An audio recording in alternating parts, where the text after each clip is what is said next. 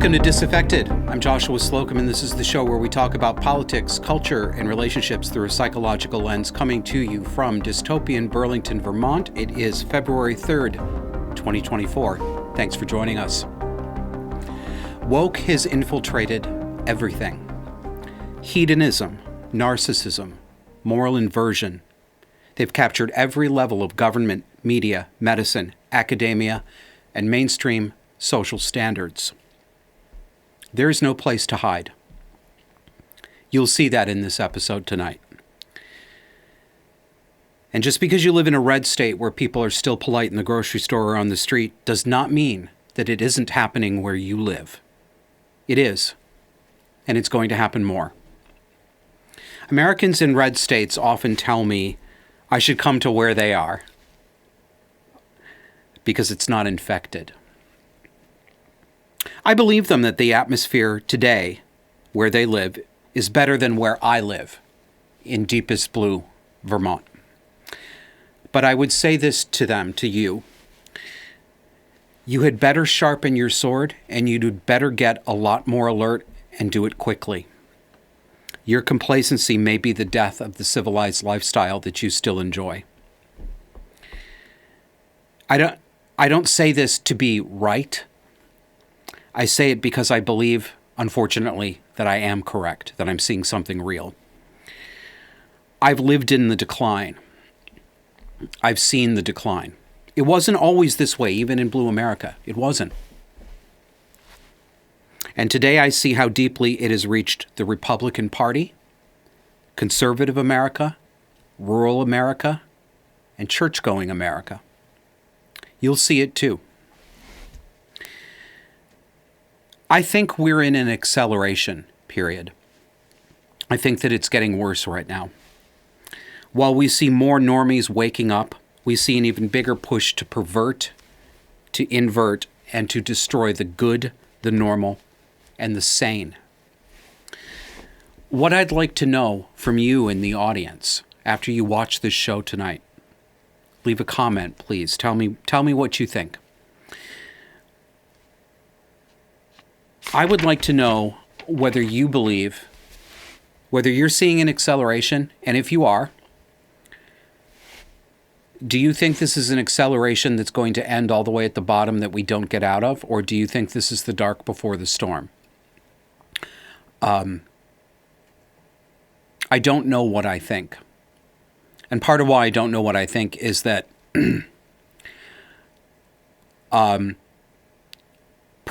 personally, I've been in a pretty serious depressive state. I'm having a major depression episode. That clouds my judgment. I can still see what I can see, but what it means and how I'm able to extrapolate out where it might go in the future is compromised by how I'm feeling right now. So I'd be really interested in what you think. But it seems to me that the insanity is so broad and so common. This show practically writes itself. All I have to do is open Google News or take a quick glance at any social media to see it. And no, it's not just social media antics that I'm talking about. It can't be written off that way. I'm talking about real world, physical world on the street and in classrooms. It's shown on social media, but it's not social media antics that I'm pointing to here. Social media is always a cesspit. But these are real things that are happening in the real physical world with real people. Let's start small, and then we'll go bigger. Poet Joseph Massey, social media mutual, went to the doctor this week. Take a look at the paperwork he had to fill out, and keep in mind that this is a new development at his doctor's office. You see it on your screen here. It's part of an intake form, and Joseph says, "I'm in a doctor's office filling out paperwork. What a weird world. I was not assigned a gender at birth. The doctor saw my genitals and knew my sex immediately. Go to hell with these language games." So what does the form say? It asks a series of yes or no questions. Drug use, drink alcohol, how many drinks a day? Coffee, tea, soda, how many a day? Gender assigned at birth, male or female. And then gender you identify with now, male or female. Oh, they're a little bit behind the curve, aren't they? Expect, doctor's office, expect screaming, emotionally dysregulated women who call themselves non-binary to help you unbinarize your stupid assumptions. Gender assigned at birth, gender you identify with now. Do you trust these people? What reason do you have to believe any medical advice that they give you? They're telling you, these medical professionals, they are telling you that they believe that sex itself is not real and that it is arbitrarily assigned. These are people who have seen pregnancy up close medically in a way that most of us won't. Many of them have delivered babies. Look at what they're willing to say, despite what they know. Do you trust your children with these people? Let's go up one level higher. Well, several levels higher. Let's go to the White House. This is from the Daily Caller. Headline, Biden and Kamala's chief diversity officer departing White House. So sad. I know. The term chief diversity officer has been said so many times that even those of you who are normal probably don't hear that now with shock. Try to get that shocked feeling back because it isn't normal. It's insane. And of course it is, because the president himself is literally insane with dementia. Literal insanity. He's non compos mentis. Not a joke, not a dunk, a description of reality. And the vice president, in my view, is also insane. I believe, in my view, that she is a diagnosable sociopath. From the article, Michael Leach, who also serves as special assistant to the president, is leaving the administration after 3 years in his position, according to the Associated Press. The White House does not appear to have a replacement for Leach, who was included in conversations on how to advance, quote, inclusive perspectives and focused on hiring a, quote, diverse staff. President Biden promised to build an administration that looks like America and delivers for the American people, Jen O'Malley Dillon, the White House Deputy Chief of Staff, told the AP. From the campaign to now, Michael Leach was an instrumental partner to us in fulfilling this promise. Well, what does an administration that looks like the American people look like? Quote, the Biden White House, this is from NBC News. The Biden White House employs the most diverse staff in U.S. history, according to a government report filed with Congress on Friday and first obtained by NBC News, with nearly 50% of current appointees identifying as racially or ethnically diverse. Does a 50% minority staff look like the United States? This is a question of fact, not opinion. Does that look like America? Next quote. The current White House staff is predominantly female, with women making up approximately 59% of staff.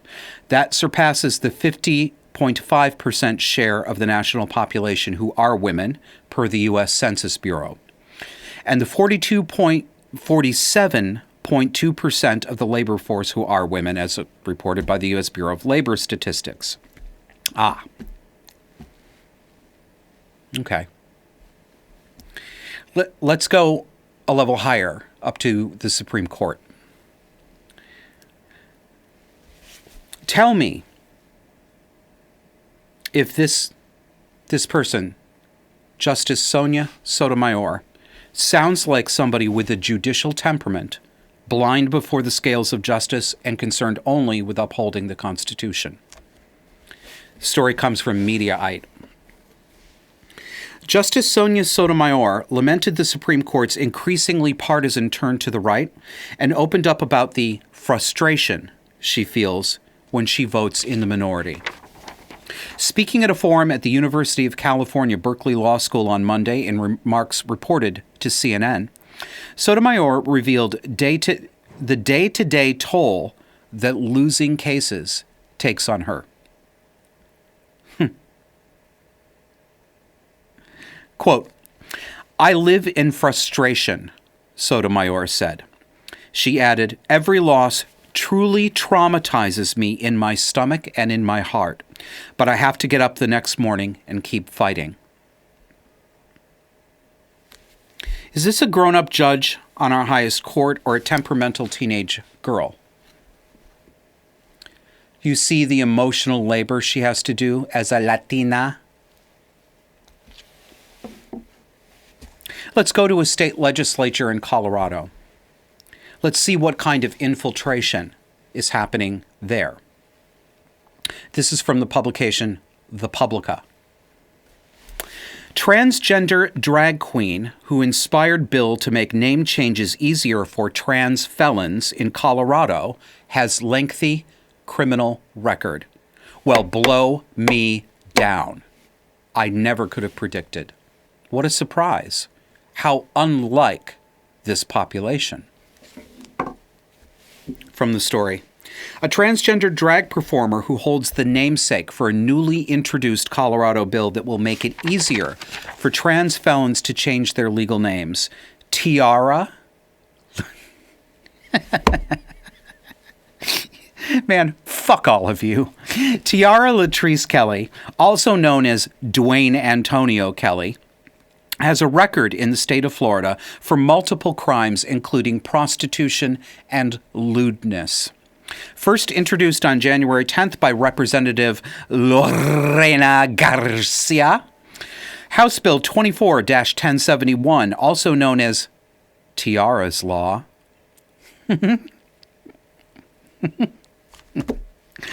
seeks to amend the current process for legal name changes in the state, primarily concerning transgender individuals. According to the bill's description, existing law specifies that a person with a criminal record must show, quote, good cause to have their legal name changed, but that gender identity is not currently considered a valid reason. The bill seeks to amend existing policy in order to include gender identity under the good cause allowance for felons. Now, quite obviously, the purpose behind making it hard for felons to change their names is so bloody obvious, I shouldn't have to spell it out, but I am going to. It's the recognition that society has a legitimate interest in knowing people's past and their histories. They have a legitimate interest in knowing who has committed felonies. Quite obviously, felons would like to hide their violent or criminal past from potential employers or from schools, especially schools these days. That doesn't matter now because trans. No matter what, trans. Kevin, can you go back and show Tiara again? Okay, take a look at this picture. There's two of them here. Tiara on the left in full lady drag, and on the right just wearing a broke down shake and go wig and no makeup. Look at his eyes in the left-hand picture. Quite a difference from studio to candid, isn't it? And have you judged that book by the cover that he specifically chose to show you by designing that glamour shot and taking that face?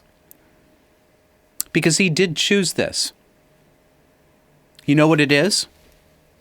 It's this. It's something the Japanese call sanpaku eyes. I can do that. It's this.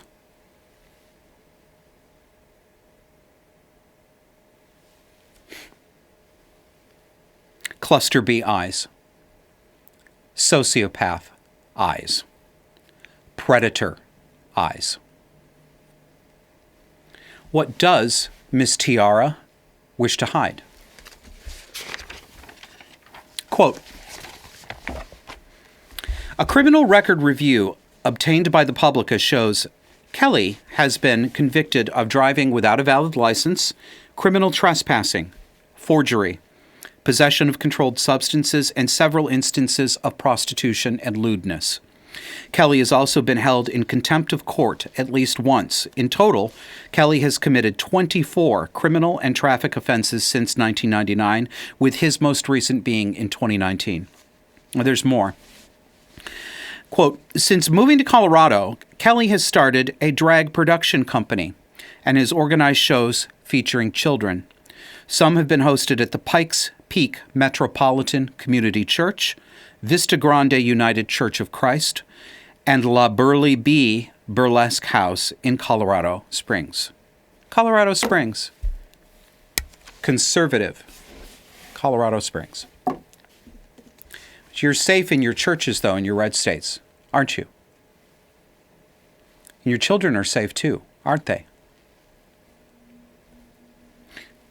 Let's go another level. Let's go to the U.S. House of Representatives. Ilhan Omar, elected representative from Minnesota.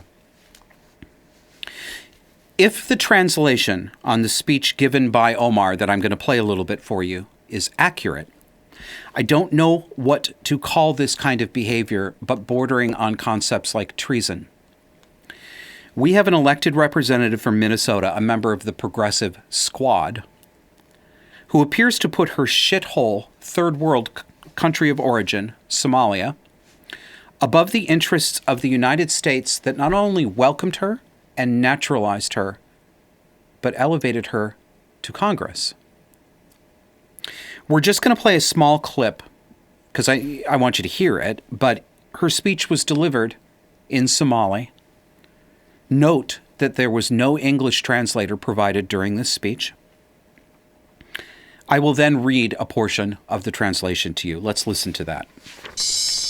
dad badan ay soo wacay oo waxay leeyihiin Ilhan dawladda Mareykanka inaan la hadashid waaye dawladda Mareykanka maxay ka qabanaysaa jawaabteedu waxay ahayd dawladda Mareykanka waxay ka qabanaysaa wixii annaga aan dhahno dawladda Mareykanka qabo. Okay, that's just a small clip. You can watch the entire speech. It's a speech that she recently gave to a Somalian audience here in the United States about getting the U.S. government to help Somalia against the breakaway region called Somaliland. The portion that we played refers to a memorandum of understanding between Ethiopia and the breakaway government in Somaliland. This is, according to the translation, what Omar said. Quote, many Somalians have personally called me to encourage me to speak to the U.S. government to thwart the Memorandum of Understanding and help Somalia. They wanted to know what the U.S. government could do for Somalia to ensure that the Memorandum of Understanding never turns into a full bilateral agreement. My answer to Somalians was that the U.S. government will only do what Somalians in the U.S. tell them to do. I believe her. And you should too. She's right. All right, time for a break. We would love to have your support. We don't have sponsors, we don't have advertisers, but we do have you, our audience, and we're very grateful for it. Will you help us produce this show? Several ways to do it. If you don't want to subscribe monthly, I get that. You could help us out with a one-off. Send a donation, $1, $2, $3, $5, $10. $1 million.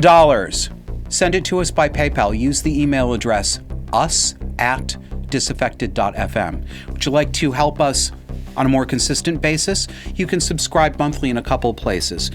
Go to our Substack. Go to disaffectedpod.substack.com or join through subscribestar.com/disaffected. And thank you. We'll see you on the other side.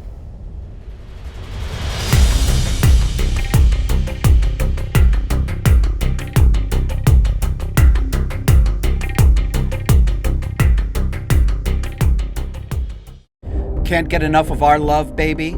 That's because you're not subscribed.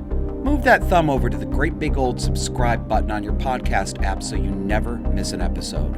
We put out audio-only exclusive content that you won't get on any other video platform, so make sure you subscribe today. Looking for a non-woke place to put your money where your mouth is? Put it where my mouth is. Disaffected supporters get access to our private Discord chat server, backstage episode recording sessions, surprise guests, and more, and all it takes is $10 a month. You've got two options. Either Substack, visit us at disaffectedpod.substack.com, or go over to subscribestar.com/disaffected. Remember, choose the $10 level or higher for Discord access.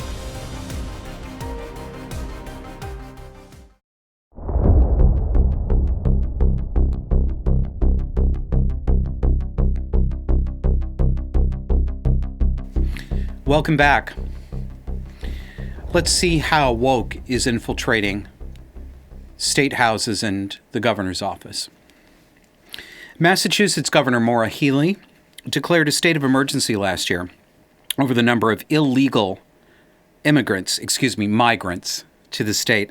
One of her solutions, asking private citizens to open their hearts and homes to illegal border jumpers. You see on your screen this tweet from the account Libs of TikTok.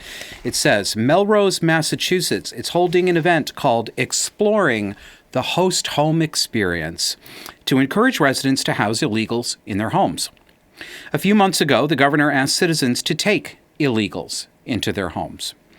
Massachusetts is the only state in the nation with a, quote, right to shelter law, which means the state must provide shelter to anyone who needs it. Elon Musk is right. They're going to come for our private homes. Here's WTEN news in Massachusetts from last year.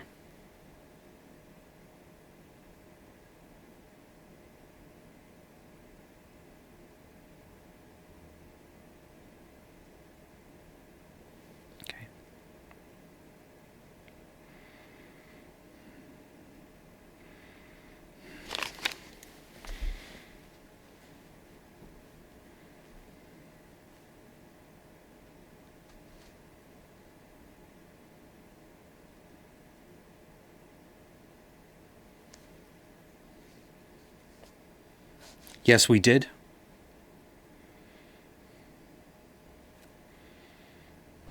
Meanwhile, over in Massachusetts, Governor Maura Healey declaring a state of emergency due to emergency shelters there reaching capacity with migrants.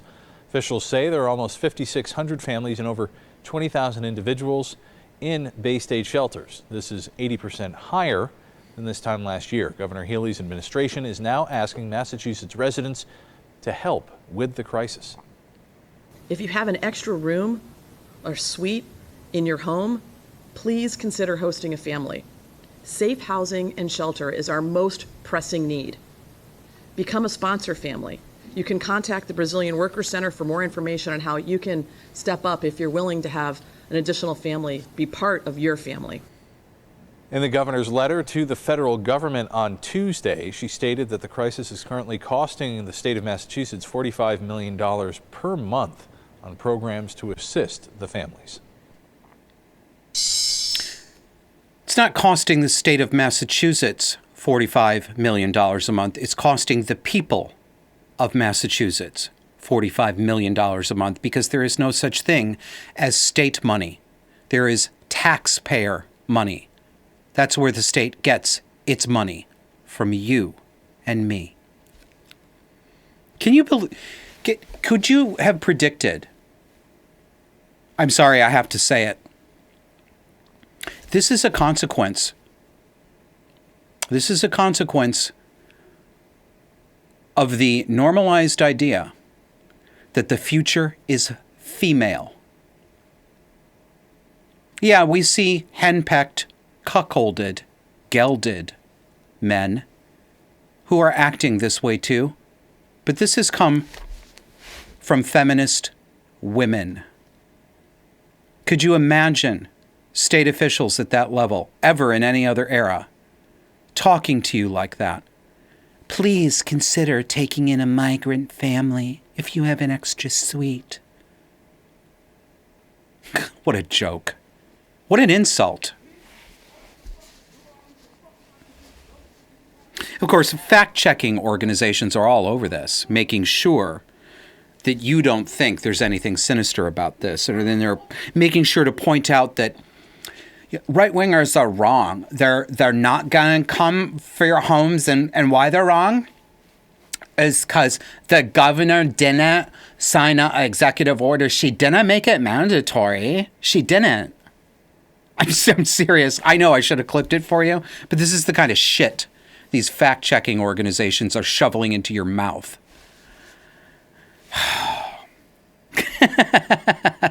Like they come right out. Like they come right out at step 10 rather than going through steps 1, 2, 3, 4, 5. Please, they all know that we are frogs that need to be slowly brought to temperature in a pot that will eventually boil.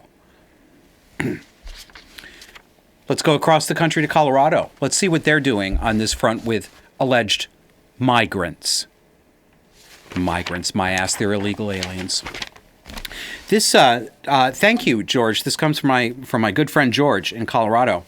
This is an advertisement from Denver Human Services. And it says, "Hey, Denver, support our city's new arrivals by donating to the Newcomers Fund.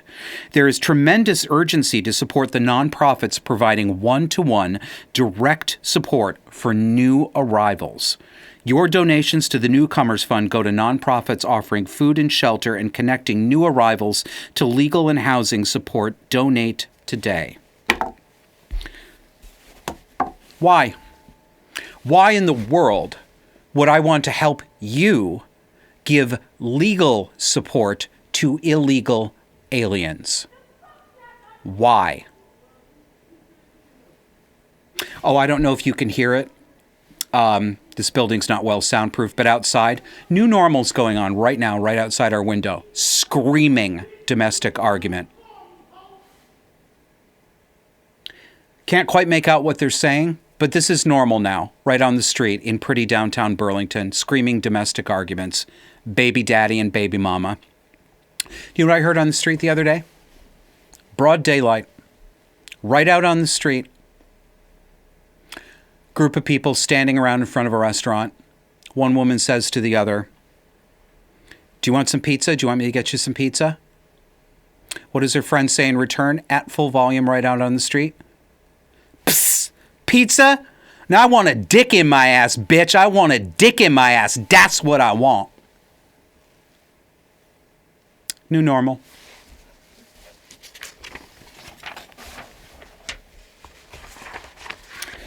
Let's go to Montana. Let's go to the safe red northern heartland. This is a hard one. This story comes from the website Redux, REDUXX. I cannot recommend them highly enough if you are interested in the truth about what is going on with the abuse of children that we call gender-affirming care. Of all the sites, and I've seen a lot of them, that cover the trans madness, I have found no other site than Redux that tells the explicit, detailed, factual truth about this issue. So all this information is coming from them. Note that the name of the 14-year-old girl that I'm going to be talking about is a pseudonym. Let's wait on that graph. Yeah, thank you, Kevin. I'm going to read to you from the story a little bit. A family in Glasgow, Montana is accusing the state's Child Protective Services of kidnapping their teenage daughter after the girl began to identify as a transgender boy. Krista and Todd Kolstad spoke to Redux about their ordeal, revealing that the child had been removed from their care and was now going to be sent to Canada. Krista, the child's stepmother, explains that their nightmare began in August of 2023 after they received a call that their 14-year-old daughter, Jennifer, had expressed suicidal ideations while at school. Let me give you some background here about Jennifer, the girl. She's got trauma in her past. Her biological mother abandoned her to her father directly after birth. Her father married another woman, Krista, the stepmother, who treated Jennifer as her daughter. Krista says that Jennifer had problems at home and school, including what she calls attention-seeking behavior. Back to the story.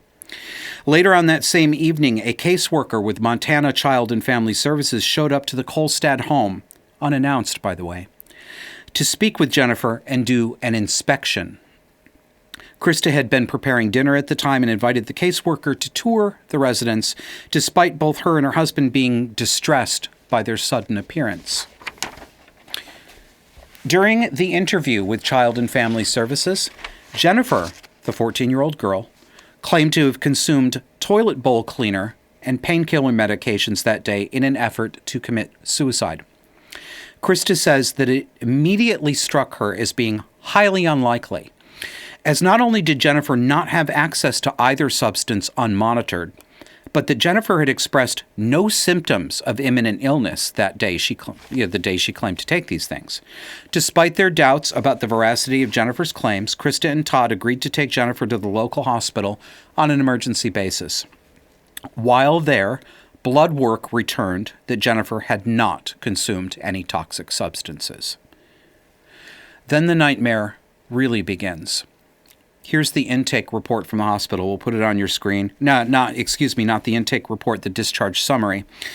And it says, history of present illness. Please see the entire history and physical for details, but in short, Jennifer is a 14-year-old female who identifies as a male, Leo, who presented to the emergency department after an intentional overdose. The patient was admitted for stabilization and initiation of psychiatric medications and care. Note, there was no overdose. That did not occur. The blood work from the hospital showed there was no intentional overdose. There was no unintentional overdose. This seems to me to be an example of the attention-seeking behavior that Krista, the stepmother, was citing. It does not point to good psychological things going on with Jennifer. It points to some possibilities that I'm sure all of you now are imagining for yourselves, probably correctly. Back to the story. Krista says she and Todd immediately made their objections known to hospital staff, requesting that Jennifer be called by her birth name. Quote, we were very clear to the emergency room staff as well as CFS that this goes against our values, morals, and our religious beliefs, Krista said. But hospital staff refused to listen. They told me to call their lawyer if I have an issue, as they will do what patients tell them. Even 14-year-old patients, traumatized, unstable 14-year-old patients who are temporarily out of their minds, will just do what they tell us. You the parents? Screw you. Quote, I came one day and she was talking about having top surgery and being non-binary, Krista says of the aide. She took her complaint to the on-duty doctor, Krista did, who dismissed her. He told me, why are you not more concerned that your daughter is trying to harm herself than what the aide is talking about? You see, right? You see how this girl is definitely troubled. She does need care. She does need psychiatric care, even though she didn't actually overdose. But to give her the care that she needs requires clinicians to be able to identify what's wrong with her, identify what she's doing. And what she's doing is prevaricating. She's malingering. She's lying. It's trauma. Yes, it does look quite potentially, I can't believe I just said that, scratch that, quite possibly, this looks like incipient borderline personality disorder pathology. Not at all surprising. This is the time, right now, at 14 years old, to help this girl recover from what will probably turn into borderline personality disorder. What is she getting instead? She's getting it entrenched and she's getting it calcified. These people are wicked. Dereliction of duty is not anywhere near strong enough to describe what is wrong with this. Krista also says that several staff told her that she needs to respect Leo's pronouns and male name. You see where this is all going, right? It's going exactly where you know it is. Quote, Krista describes Jennifer's time in the hospital as a period of constant efforts to undermine her and Todd's parental authority. In addition to not respecting their wishes to refer to Jennifer by her birth name, hospital staff refused to abide by any other requests, such as limiting Jennifer's television and phone time, encouraging her to do her schoolwork, and not allowing her to have copious amounts of junk food. Does this sound like medical and psychiatric care to you?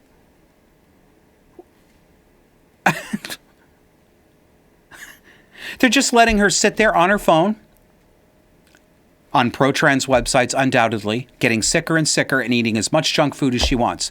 That's medical care? Krista looked up Montana law, and she says it prohibits transing children. But where there's a will, there's a way. The family fought the idea of sending Jennifer out of state, which is what the facility wants to do, to a place. They wanted to send her to a place that would trans this girl. And then this. 10 minutes later, Child and Family Services arrived at the Colstead residence with police. Quote, they showed up at our home to serve us with papers to take Jennifer out of our care, Krista says. They told me the reason was that we were, quote, unable or refusing to provide medical care. That's just not true. Refusing to sterilize your teenage daughter and cut off her breasts, that's refusing to provide medical care. It's abuse.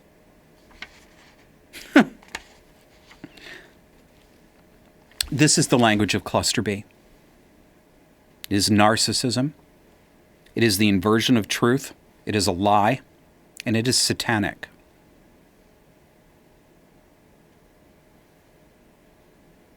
Next quote. The next day, August 23rd, Jennifer was transported to Wyoming. Despite the fact that Krista and Todd were not allowed to see Jennifer during her move, Child and Family Services did allow Jennifer to stop and see her friends and coworkers prior to leaving the city. Krista would later find out that Jennifer had told her friends that she was, quote, crazy and trying to kill herself and was being taken away from her parents. Next quote. This is all from Krista, the stepmother. They called it temporary legal custody, which means they have the say over where she's at, but we are supposed to be able to have the say over everything else. But that was not upheld. There were incidents of her getting vaccines we did not consent to. We were not told the name of the doctors involved, and she was allowed to shave her head. Well, the nightmare gets worse.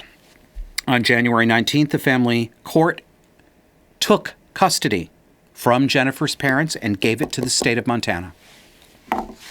Next quote. We were told that letting Jennifer transition and live as a boy was in her therapeutic best interest, and because we weren't willing to follow that recommendation, the court gave Child and Family Services custody of Jennifer for 6 months. Child and Family Services is now going to place Jennifer in the care of her birth mother in Canada, who was never really been a part of her life. The judge said to us, quote, you need to expect that reunification with your family may not be what you are expecting. Sounds like a threat.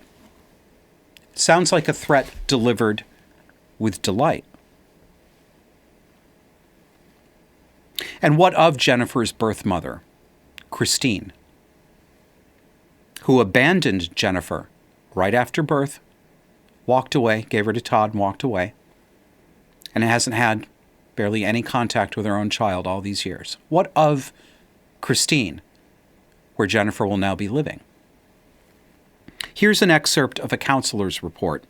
This is a therapist who interviewed Christine's 4 other children who accused their mother of abuse. Quote, In one section of the statement, the counselor describes one of the girls as witnessing incidents of violence directed at an older sibling, which involved Christine throwing that sibling against the refrigerator after becoming enraged at her for wearing her mother's jewelry without permission.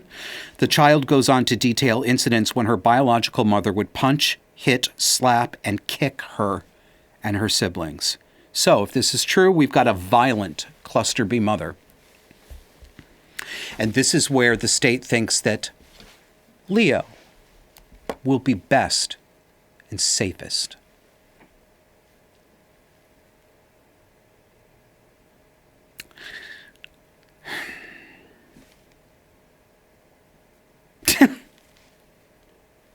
I can barely believe that it's real. I just had one of those moments where it hit me. It's real. It's literally a waking nightmare. So will the state send Jennifer to Canada to be transed ultimately? Or to another state? We don't know, but it's likely. What we do know is that the family court judge put a gag order on Krista and Todd, her parents, so that they couldn't tell the public what the court was doing to their family. Bravely, and bless you, Krista and Todd. They defied that order, and they told the public what was happening, and now they are being hauled up on charges of contempt of court. Expect Krista and Todd to be severely punished. Expect them to have their daughter permanently taken away from them, and expect her to be put under the surgeon's knife. That is the most likely outcome. It's happened to other parents. We've reported on it.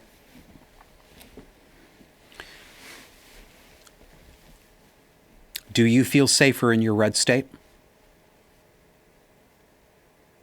Sleep on it. All right, it's time for another break.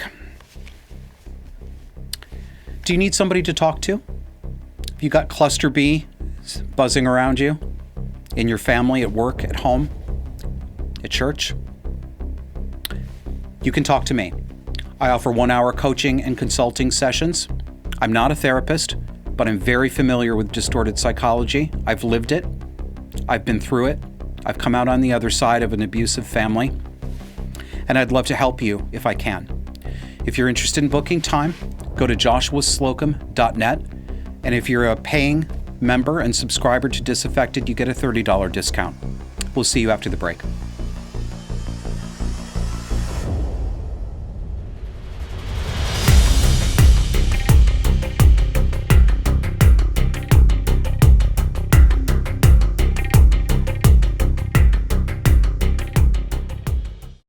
Can't get enough of our love, baby?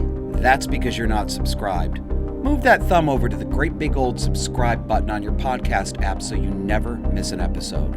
We put out audio-only exclusive content that you won't get on any other video platform, so make sure you subscribe today. Looking for a non-woke place to put your money where your mouth is? Put it where my mouth is. Disaffected supporters get access to our private Discord chat server, backstage episode recording sessions, surprise guests, and more, and all it takes is $10 a month. You've got two options. Either Substack, visit us at disaffectedpod.substack.com, or go over to subscribestar.com/disaffected. Remember, choose the $10 level or higher for Discord access.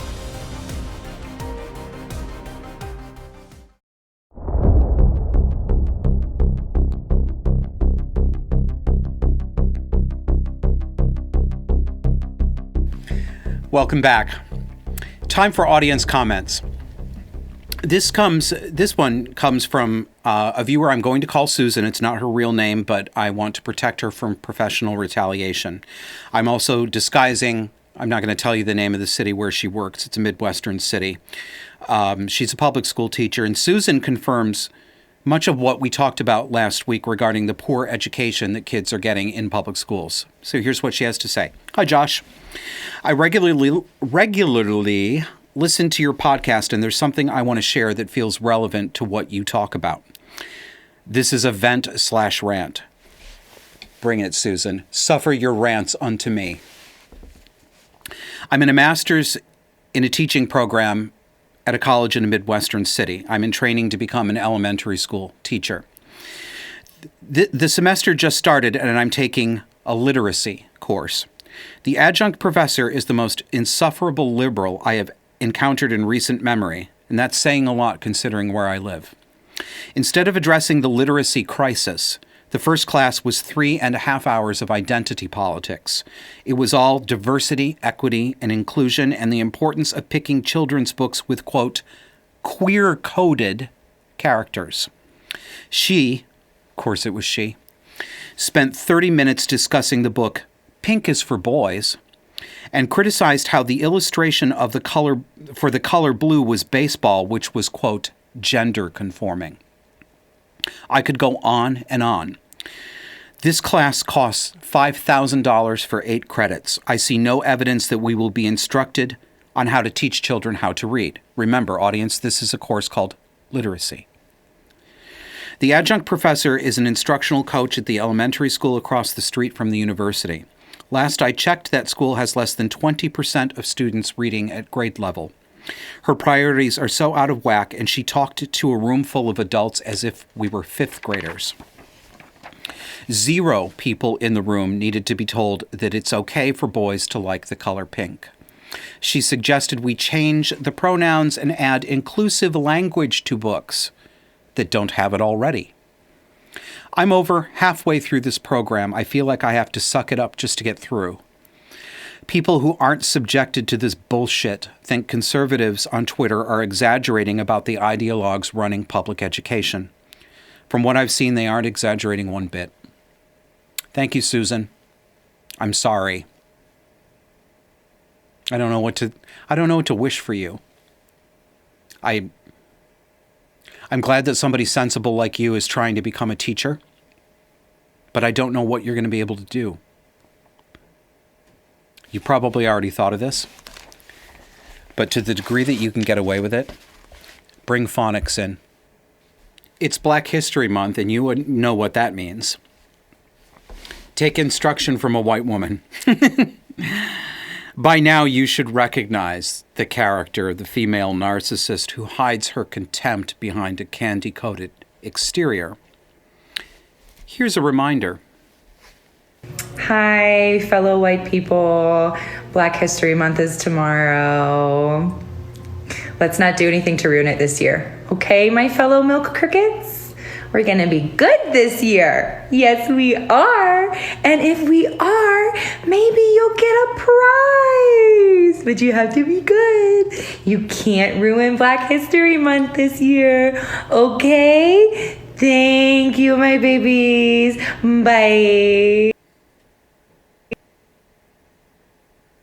Fucking bitch. Milk crickets. The sing-song kindergarten voice. The condescension, the attitude of instructing errant children. But she's talking to adults. White adults. Like her. These narcissistic women would like you to believe that they are full of love, compassion, and altruism. But this is just a velveteen glove hiding an iron fist with embedded cut glass. These women are snakes, they are evil, they are gorgons, and they mean harm, real harm. Another theme we talked about last week, and on many shows, businesses bossing customers around and giving customers codes of conduct with no corollary codes of conduct for how their staff are to treat the customers, of course, because it's 2024 and because COVID is new normal. Last week, I talked about this trend of putting up signs instructing customers on how the staff expects to be treated. And it's not just the reasonable stuff. There's a degree to which this is reasonable.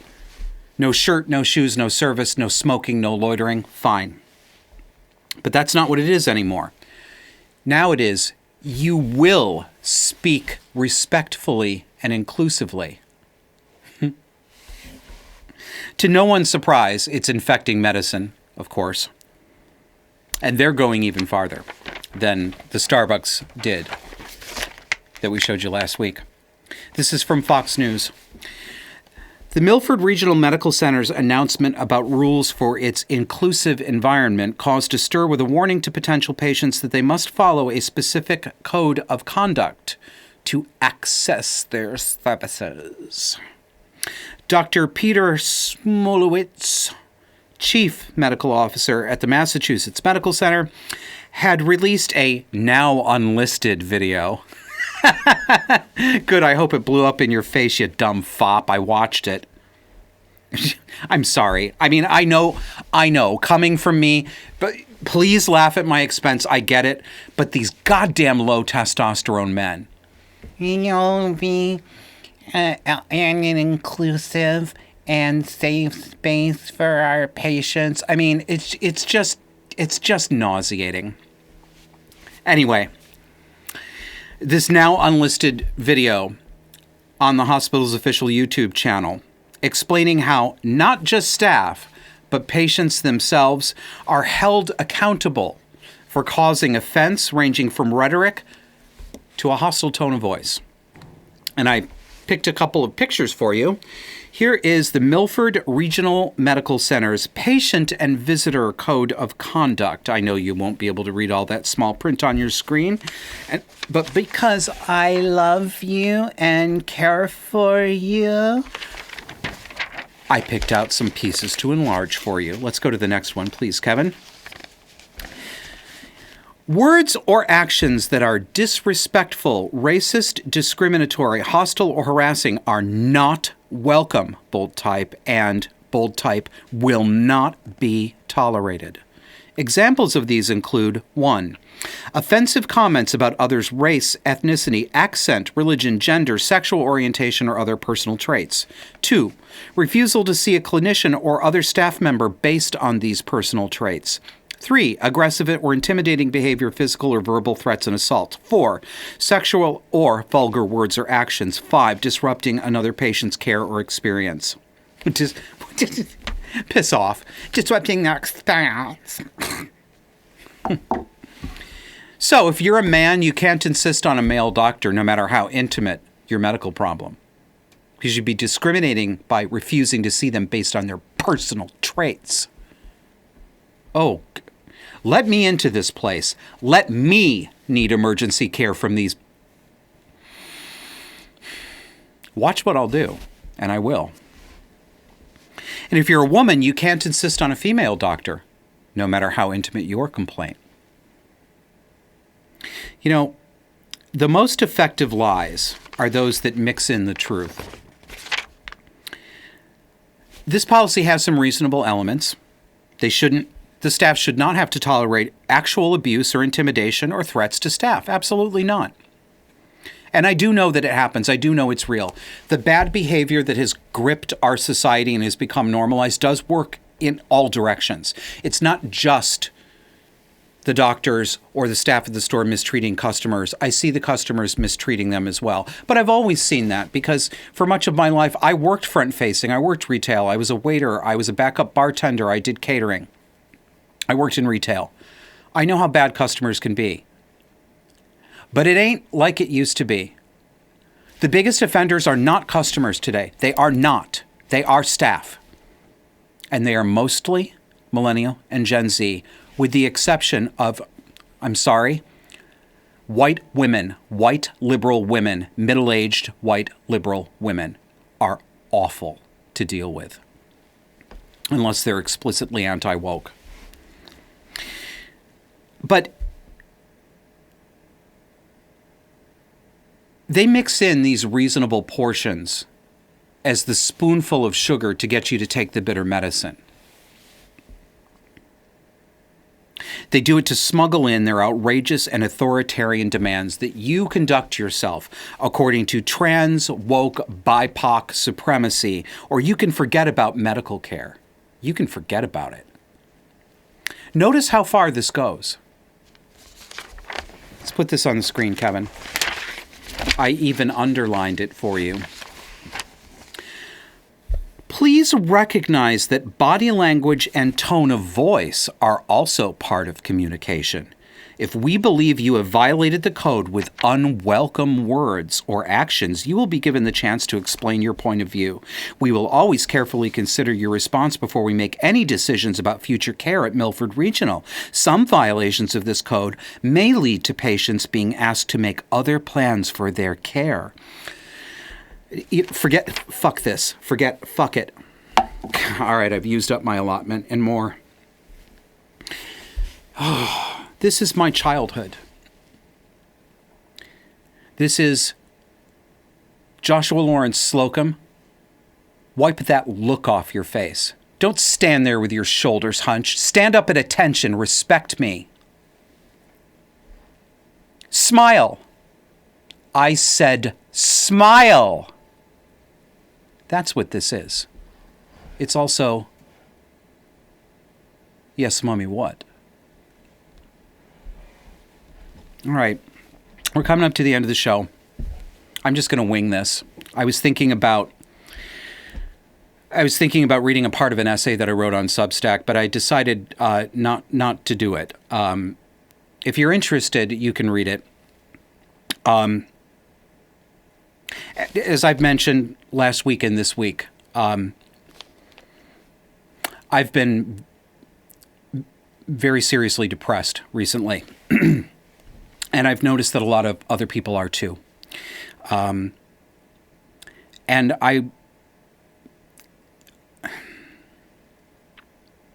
it's not good television to be overly mawkish and self-centered and go on and on and on about one's emotional problems. So that's why I'm not going to read you the whole essay where I went on and on and on about my emotional problems. But from the response that essay got, it's not just me. There's a lot of you out there who are feeling really dark right now.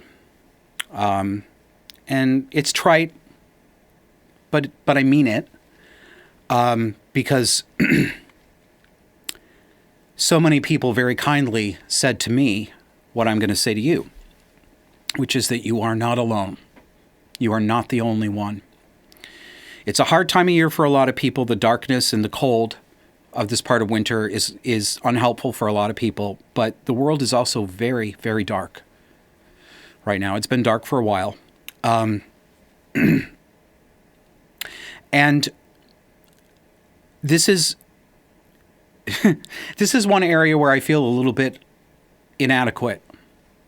Frankly, sometimes I feel a little bit like a fraud, because psychological problems are the warp and woof of this show, and of what we do on the show and what I write about. And I feel wholly inadequate to the task of advising anybody on how to get out of depression, because I don't do a great job with myself. I'm trying a lot of different things. We'll see what works. What I'm not trying now is medicine. I've been off antidepressants for between 4 and 5 months now. It's the longest period that I've ever not been medicated. I was put on antidepressants when I was somewhere between 14 and 16 years old, and I've been on them most of my life. So perhaps this episode would not have lasted as long. But at this point in my life, I want to see what my brain is in its natural state. I want to know my mind without an artificial crutch. And we'll see how that goes. But I want to say to you, if you're going through this, I understand. You're not the only one. And although I can't tell you how it will pass, I know that it will. And I thank you for watching, and I thank you for listening, and we'll see you next week.